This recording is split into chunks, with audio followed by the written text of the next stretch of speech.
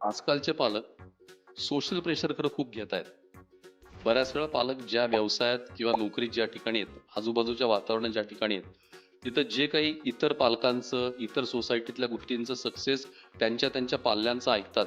तर त्या पालकाला असं वाटतं, की याचा मूल इकडे गेलंय, त्याचं मूल तिकडे गेलंय, याला इतकं पॅकेज, त्याला तितकं पॅकेज, याचं हे करिअर आहे, त्याचं ते करिअर झालं. हे प्रत्येक क्षण, प्रत्येक विचार, प्रत्येक ऐकलेली गोष्ट पालक स्वतःच्या मुलाशी, मुलीशी कंपेअर करायला लागतो आणि त्याचं एक वेगळं प्रेशर क्रिएट होतं. हेच प्रेशर डिरेक्टली इनडिरेक्टली आपल्या पाल्यांवर, त्या पालकांकडून निर्माण नक्की व्हायला लागतं. उदाहरणं सुरू होतात, बाकी गप्पा सुरू होतात, पण त्या सगळ्यांना पालकांना तोच समाजातल्या प्रेशरचा जो विषय आहे किंवा जो मेसेज आहे तो आपल्या मुलांना द्यायची सुरुवात होते. पण इथून मुलं मात्र डायव्हर्ट व्हायला लागतात. या सोशल प्रेशरचा इफेक्ट जसे पालक आपल्या मुलांवर द्यायला लागतात आणि जेव्हा मूल ते डायव्हर्ट व्हायला लागतं, डायव्हर्टच्या पोझिशनमध्ये कित्येक वेळा पालकांना हे लक्षात नाही की आपलं मूल रिॲक्ट होतंय, डायव्हर्ट होतंय ह्याचा अंदाज येत नाही. परिणाम दिसायला लागल्यावर कळतं की आपलं मूल काहीतरी कुठेतरी डिस्टर्ब आहे, तो ट्रॅक सोडून चाललंय, त्याला काहीतरी वेगळं अपेक्षित आहे.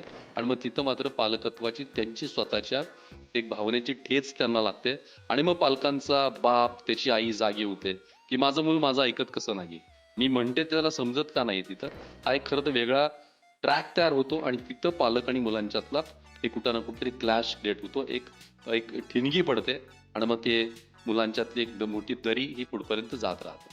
आणि हे सगळं असं होताना त्याचा शेवट मात्र मुलांच्या आयुष्याच्या नुकसानीचाच होतो.